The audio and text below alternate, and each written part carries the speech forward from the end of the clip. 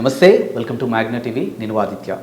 Lawrence Bishnoi ఈ పేరు గురించి మనం ప్రత్యేకంగా పరిచయం చేసుకోవాల్సిన అవసరం లేదు. ప్రస్తుతానికైతే లారెన్స్ బిష్నోయ్ టార్గెట్ అంతా కూడా సల్మాన్ ఖాన్ అన్నట్టుగా సోషల్ మీడియా వేదికగా మనం చూస్తూనే ఉన్నాం. సో దీని గురించి తెలుసుకునే ప్రయత్నం చేద్దాం. ప్రస్తుతానికి మనతో పాటు స్టూడియోలో ఉన్నారు ప్రముఖ అనలిస్ట్ జగదేవ్ గారు.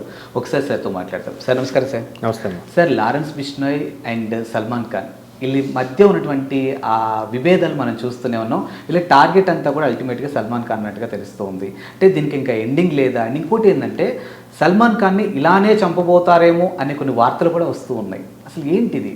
యాక్చువల్గా దానికి సింప్లిఫై చేసి చెప్పాలంటే, మీరు రీసెంట్గా కార్తికేయ 2 మూవీ చూసే ఉంటే దాంట్లో ఒక వర్గము శ్రీకృష్ణ పరమాత్ముడితో ఆ కాలంలో కాపాడబడిన వాళ్ళు ఎవరైతే ఉన్నారో వాళ్ళు స్వామి యొక్క వస్తువులకి ఫాలో అవుతూ కాపాడుతూ ఉంటారు. మీరు కార్తికేయ 2 చూస్తే మన నిఖిల్ హీరోగా చేసిన దాంట్లో అందులో ఒక జాతి వాళ్ళు ఇట్లా విష్ణు చక్రంలో పట్టుకుని మనం చంపేస్తూ ఉంటాడు. మీరు సినిమా చూస్తే ఒక ఐడియా ఉంటుంది. సో అట్లాగే సేమ్ కాన్సెప్టే. యాక్చువల్గా ఆ కాన్సెప్ట్ తీసుకుందే వీళ్ళ నుంచి, విష్ణు నుంచి. ఓకే. ఎప్పుడో 98, 99 కరెక్ట్గా ఇయర్ నాకు గుర్తులేదు. ఆల్మోస్ట్ ఆల్ 30 ఇయర్స్ అయిపోతుంది అనుకుంటా. అప్పుడు ఈయన వేటకు వెళ్ళాడు. ఎవరు? సలూభాయ్, మన సల్మాన్ ఖాన్, సూపర్ స్టార్ సల్మాన్ ఖాన్. వెళ్ళినప్పుడు జనరల్గా చాలామందికి వేట అంటే దాన్ని ఏమంటారు, ఒక హాబీ, ఒక రకమైన అక్రూరత్వంలో ఉన్న ఎంజాయ్మెంట్ చేస్తూ ఉంటారు.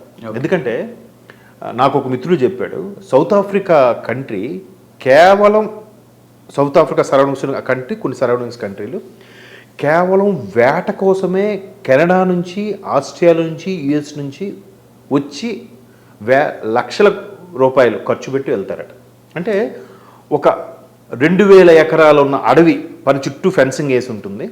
అందులోకి ఒక రోజుకి సైట్ సీయింగ్కి వెళ్ళాలంటే ఎంత అమౌంట్, మధ్యలో క్యాంప్ ఫైర్ వేసుకోవాలంటే ఎంత అమౌంట్, రూమ్లో స్టే చేయాలంటే ఎంత అమౌంట్, లేదు నచ్చిన జంతువుని వేటాడాలంటే దానికి ఎంత అమౌంట్. ఓకే. సో దానికి వెహికల్, దానికి గన్ను, లైసెన్స్ అన్నీ ఇస్తారు అక్కడ లీగల్గా. అక్కడ వాళ్ళకి కేవలం ఇదే ఎక్కువ ఆదాయం అంట. ఓకే. ఆ టాప్లెస్ జీపులు, లేదంటే మధ్యలో సోలార్ ఫెన్సింగ్తో చుట్టూ జాలి, అంటే అందులో ఉంటే జంతువులు చుట్టూ చూసుకోవచ్చు, లోపలికి రాలేదు అవి. ఓకే. అట్లాగా ఒక్కొక్క జంతువుకు మళ్ళీ ఒక్కొక్క రేటు వీళ్ళు సెలెక్ట్ చేసుకుని వేటాడుకోవచ్చు అంట. సో అట్లాంటి సంస్కృతిలో ఎవరు ఉంటారంటే పెద్ద పెద్ద వాళ్ళు, బాగా బలిసిన వాళ్ళు, మొదటి నుంచి రాజుల ఫ్యామిలీ, రాజులు వేట ఒక హాబీ మాకు ఇది అని ఫీల్ అయ్యేవాడు. ఇప్పుడు రాజుల ఫ్యామిలీ అని కాదు, కానీ డబ్బు ఎవడుంటే వాడే రాజుల ఫ్యామిలీ, అంతే కదా. సో ప్రతి ఒక్కరికి ఉండేదే. కాకపోతే మన దగ్గర కొన్ని ఏదైనా వైల్డ్ యానిమల్స్ కానీ, ఈ యానిమల్స్ కానీ చంపటం నేరం. ఓకే. బట్ మన దగ్గర ఇంకా గట్టి మాట్లాడితే కొన్ని అవి ఉన్నాయి అనుకోండి. ఆవుని చంపేవాడిని ఏమనట్లేదు, కానీ అట్లాంటి చంపేవాడిని నేరం గేరం అంటున్నారు పక్కన పెడితే. సో ఈయన ఒకసారి వేటకి వెళ్ళినప్పుడు కృష్ణ జింకని వేటాడాడు. దాని పేరే కృష్ణ జింక. సెపరేట్గా ఒంటి మీద కొన్ని రకాల డిఫరెంట్గా ఉండే మచ్చలతో ఉండే జింక అది. కృష్ణ జింక అంటే కృష్ణ పరమాత్ముడి యొక్క అంశగా భావిస్తారు దాన్ని. సో అలాంటప్పుడు ఏదైతే ఆ జాతికి కృష్ణ పరమాత్ముడికి భక్తిగా ఉండేవాళ్ళు, ఇప్పుడు మన దగ్గర యాదవులు అంటున్నారు, కొన్ని ప్రాంతాల్లో గొల్లవులు అంటారు, లేదంటే ఆ సంతతికి చెందిన రాజు, అక్కడ యాదవ్స్లో కూడా రాజుల ఫ్యామిలీలు కొన్ని ఉంటాయి, ఆ సంతతి వాళ్ళందరూ కూడా కృష్ణ పరమాత్ముడిని తమ కులదైవంగా భావించిన వాళ్ళు. సో కృష్ణుడికి ఏది అమితంగా ఇష్టమున్నా వాటిని ఏవి కూడా వాళ్ళని పాడు చేయాలని చూడరు, అనుకోరు. ఈవెన్ మీరు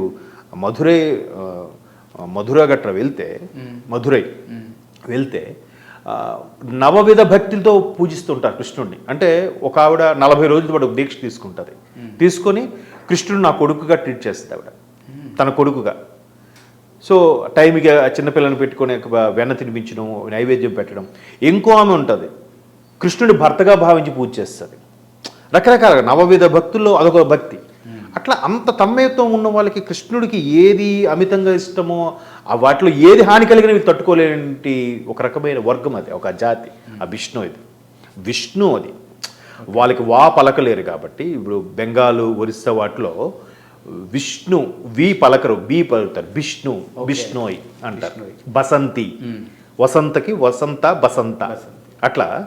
సో ఆ వర్గం చెందిన వాళ్ళు ఎప్పుడైతే ఈయన కృష్ణ జింక వేటాడాడో అప్పుడు పెద్ద ఇష్యూ అవడం, ఇంకా వాళ్ళు మా కృష్ణుడు అంశంగా భావించి కృష్ణ జింకను వేటాడుతారా ఎప్పటికైనా చంపి తీరుతామని ఛాలెంజ్ చేసుకున్నారు, ప్రతిజ్ఞ పూనారు వాళ్ళు. సో వాళ్ళల్లో వాళ్ళు బాగా పగబట్టేసి ఒక రకంగా ఫీల్ అయ్యి ఎప్పటికైనా చంపాలి అని, దాని మీద ఎవరెవరు కొన్నేసినా ఎవరెవరు వేటాడినా వాళ్ళని వీళ్ళు చంపేయడం, ఆ జాతి కృష్ణ జింకల జాతి అంతరించిపోవడం కారణం వీళ్ళే, ఇట్లాంటి వాళ్ళు బతకనివ్వకూడదనే దీంట్లో ఉంటారు వాళ్ళు. సో లాస్ట్ టైం కూడా ఒక 4-5 months బ్యాక్ ఒక ఎంపీని కూడా చంపేశారు. తర్వాత ఒక 2-3 నెలల కిందట బాంద్రా, ఇప్పుడు ఏదైతే సలూభాయ్ ముంబైలో ఉంటున్నారో ఆ ఏరియాలో, అక్కడ ఇంటి ముందు కూడా కాల్పులు జరిగాయి. అంటే అది ఈయన మీద కెటాకనే ఒక ఇది ఉంది, ఇంటెలిజెన్స్ కూడా చెప్తుంది. సో ఇంటెలిజెన్స్ ఎప్పుడైతే రిపోర్ట్ ఇచ్చిందో మహారాష్ట్ర పోలీస్ ఇంటెలిజెన్స్, సలూభాయ్కి జెడ్ కేటగిరీ సెక్యూరిటీ కూడా ఇచ్చారు. బట్ యాక్చువల్గా ఆయన కృష్ణ జింక వేటాడనే విషయం, ఆ తర్వాత ఒకసారి డ్రింక్ చేసేసి ఫుట్పాత్ మీద పడుకున్న వాళ్ళ మీద ఎక్కించుకు వెళ్ళిపోవడం, ఆల్మోస్ట్ ఒక 20 years బ్యాక్. ఆ తర్వాత ఆయన ఎప్పుడో బాగా చేంజ్ అయ్యాడు మనిషి, ఇలాంటి వివాదాల్లో ఎక్కడ ఉండేవాడు కాదు, చాలా సినిమాలు తప్ప వేరే అవగేషన్ ఉండేది కాదు. నిజంగా చెప్పాలంటే so called Bollywood super star heroine ఎవరిని తీసుకున్నా, ఎవరి కెరీర్ తీసుకున్నా, వాళ్ళు కెరియర్ పీక్లోకి వెళ్ళడానికి కారణం because of Salman Khan. Okay, మీరు ఒకసారి బ్యాక్ వెళ్ళి చూస్తే అంటే ఆయన హ్యాండ్ అంత మంచిదేనే, లేకపోతే ఆయన నడిపిస్తే రకరకాల వార్తలు ఉన్నాయి. ఆఫ్ కోర్స్ ఇప్పటికీ బ్రహ్మచారిగా మనకు తెలుసు, సల్మాన్ ఖాన్ ఇంకా పెళ్ళి అవ్వలేదు, ఇప్పుడు ఆల్మోస్ట్ 60 years ఉంటాయి. సో ఇట్లాంటి సల్మాన్ ఖాన్, బట్ ప్రతి ఇండస్ట్రీలో ఆయన ఆప్తుడు ఉంటాడు.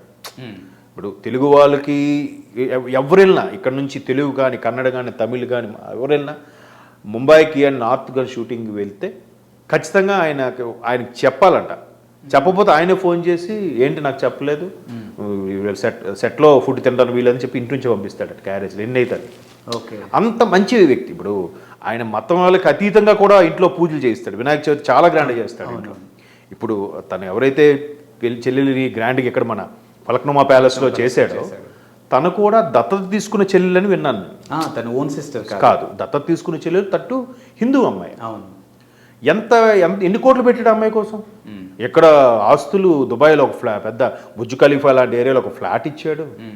అంటే మనిషి అందరినీ ఒకేలా ట్రీట్ చేస్తాడు. ఎవరు పండుగ వచ్చినా అందరికీ ఇంట్లో పని వాళ్ళకి బట్టలు పెట్టడం, పైసలు బోనసులుగా ఇవ్వడం, ఆ మంచి కార్యక్రమాలు ఉన్నాయి. బట్ ఏదైతే 98-99 టైంలో కృష్ణ జింక వేటాడాడో అప్పటి నుంచి ఆ వర్గం ఈయన ఇంకా మా కృష్ణ జింకను వేటాడాడు, అది క్షమించరాని నేరము, చాలా పాపం మూట కట్టుకున్నాడు. అటువంటి వాడిని మేము వదలం, మేము ఆ కృష్ణుడు స్వామి యొక్క భగవాన్ కృష్ణుడి యొక్క వారసులుగా ఫీల్ అవుతున్నారు.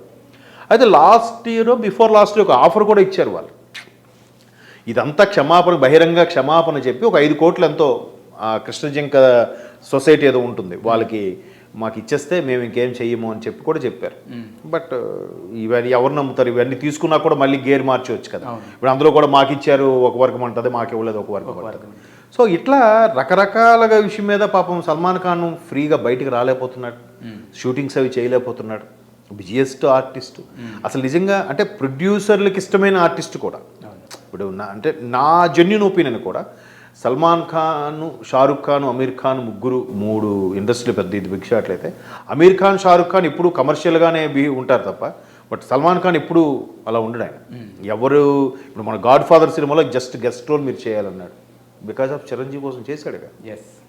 అంటే ఆయనకి అన్ని రకాలుగా పట్టు విడుపు అన్నీ ఉన్నాయి, మంచి ఇది కూడా ఉంది. బట్ అప్పుడు చేసిన ఆ తప్పిదం ఏదైతుందో అది ఇప్పటికీ వేటాడుతుంది. అది రీసెంట్గా ఆయన ట్వీట్ కూడా చేశాడు, నా కర్మ, నా భగవంతుడు నా రాత ఎలా రాస్తే అలా ఉండని, ఇంక నేనేం చేయలేను అన్నట్టుగా. అంటే అలా స్టేట్మెంట్ ఇచ్చాడంటే పశ్చాత్తాపడుతున్నాడు మనిషి, అయితే పశ్చాత్తాపడ్డాడు. బట్ వాళ్ళు రియలైజ్ అవ్వట్లేదు. బట్ అందులో ఒక వర్గం మీరు కృష్ణ జింక ఆలయాలకు వచ్చి క్షమాపణ చెప్పి బహిరంగంగా ఒక 5 కోట్ల విరాళం ప్రకటించండి అన్నట్టు కూడా చెప్పారు. ఒక వర్గం మేము క్షమించమంటున్నారు. మళ్ళటప్పుడు వేస్ట్ కదా, బయటకు వచ్చినా అందుకు క్షమాపణ చెప్పడానికి వచ్చినా కూడా ఎవడొకడు వేసేస్తే ఉంటుంది కదా, ప్రాణభీతి భయం ఉంటుంది కదా.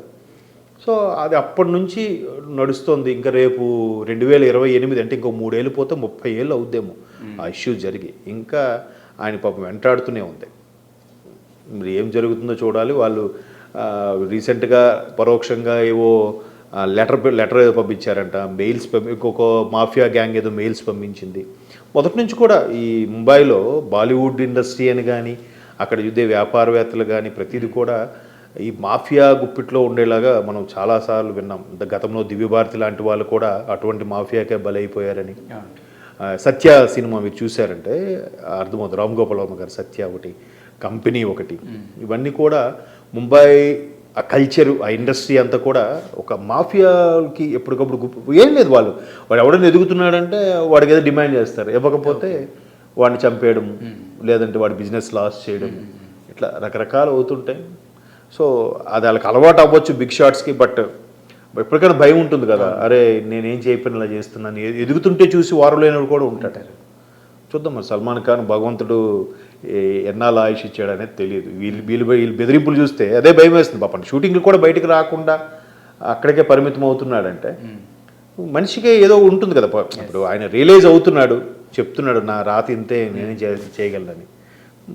మరి గవర్నమెంట్ అయినా చర్చలకు పిలిపి కాంప్రమైజ్ చేస్తుందా, వాళ్ళు కాంప్రమైజ్ అవుతారా అనేది తెలీదు. అంటే మన దగ్గర అన్నలకి ఎలాగే చర్చలకు పిలిచారో అక్కడ కూడా బిష్ణోయ్ గ్యాంగ్ వాళ్ళకి చేయొచ్చు.